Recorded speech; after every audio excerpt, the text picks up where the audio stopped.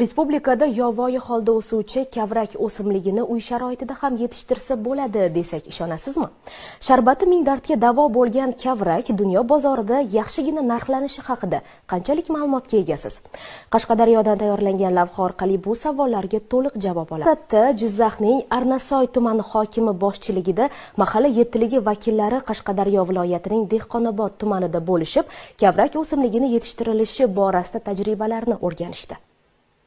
Bu yerdan biz ko'p narsani o'rgandik. Mana kavrak mahsuloti qo'limda turibdi. Har bittasidan 5 gram, 10 gramgacha hosil olish mumkin ekan, lekin 1 kilosi buni $300 ga sotilayotgan ekan. Mana shu o'zimizni ham tumanimizga shuni yo'lga qo'yishga maqsad qildik. Dehqonobod tumanining 12 ta mahallasi kavrakchilikka ixtisoslashtirilgan.